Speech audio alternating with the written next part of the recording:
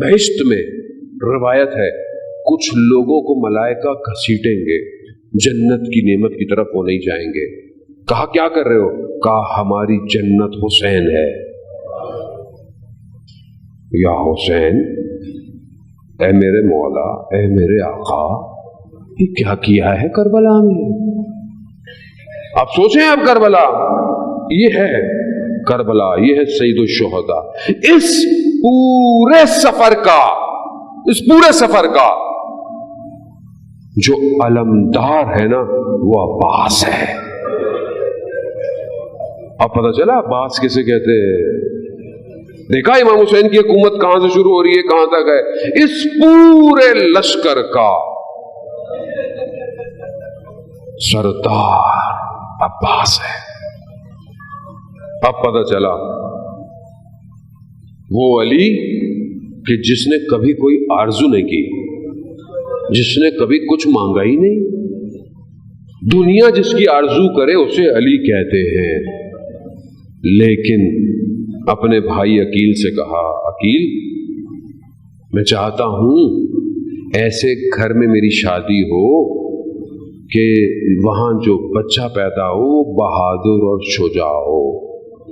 یہ حضرت علی کی آرزو ہے۔ عباس حضرت علی کی آرزو ہے۔ کیوں؟ کیونکہ کربلا نے سب کے نمائندے ہیں۔ امام حسین تو رسول کے بیٹے ہیں نا، مباہلہ میں کہا نا ابنانا ابناؤکم، یہ تو رسول کے بیٹے ہیں۔ بی بی نے تو اپنی بیٹی زینب کو بھیجا ہے، امام حسن نے حضرت قاسم کو بھیجا ہے، اب حضرت علی کیا بھیجے؟ کہا ایسے بیٹے کی تمنا کی کہ جو کربلا جائے گا عباس۔ یہ معرفت حاصل کریں۔ چوتھے امام کہتے ہیں کہ قیامت والے دن سارے شہداء غبطے کھائیں گے جب ہمارے چچا عباس کے مقام کو دیکھیں گے۔ ائمہ فرماتے ہیں آپ نے وفا کی اپنے بھائی کے ساتھ، کیا ہستی ہے۔ نظام بھی ایسا دیا پھر حضرت عباس کو، کہا دیا کہ جہاں بھی تم علم لگا لو، دنیا میں کہیں بھی تم علم لگا لو، کہیں بھی لگا لو، گھر میں رکھ لو، اگر کہیں چھتوں پہ نہیں لگا سکتے تو گھر میں چھوٹے چھوٹے علم رکھ لو۔ ایسی نسبت دے دی، ہر جگہ تم علم سے متصل ہوگے، ہوائیں تمہیں کربلا لے جائیں گی۔ یہ آسان ہے؟ یہ آسان نہیں ہے۔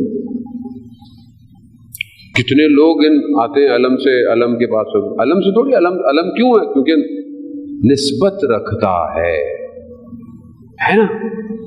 دشمن کربلا میں سمجھا 61 ہجری میں 2 بازو شہید کر رہا ہوں، علم گر جائے گا، نہیں، اسے کیا پتا 8 محرم کو لاکھوں جوان پوری دنیا میں عباس کا علم اٹھائیں گے۔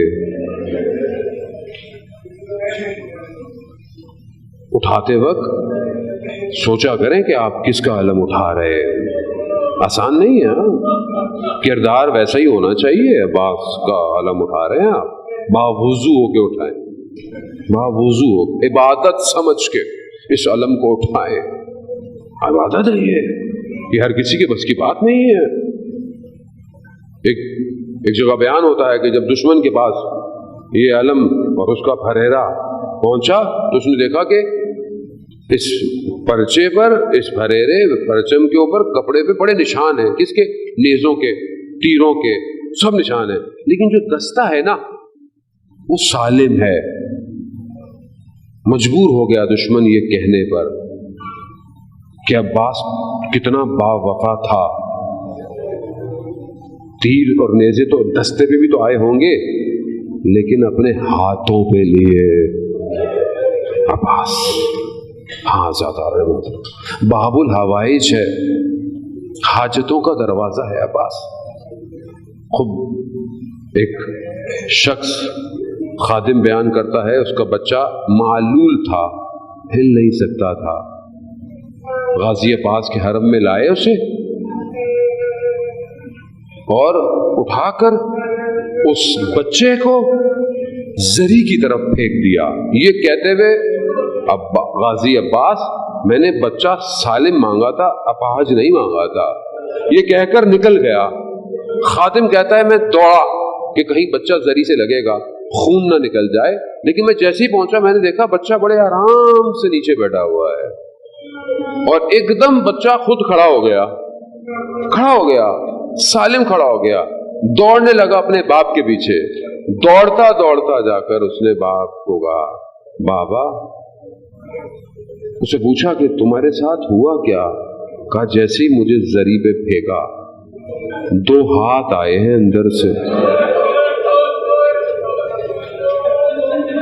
اور یہ کہا کہ اپنے باپ سے کہو کہ ناراض نہ ہو، جاؤ ہم نے تمہیں بچہ سالم دے دیا۔ عباس، میں تو اپنی زندگی میں گواہ ہوں جن کو اولادیں نہیں ہوئی کربلا نہیں جا سکتے تھے، انہی علموں سے مانگا، ایک بھی نہیں، کئی بیٹے دیے۔ عباس ہے عزاداران محترم، باب الحوائج۔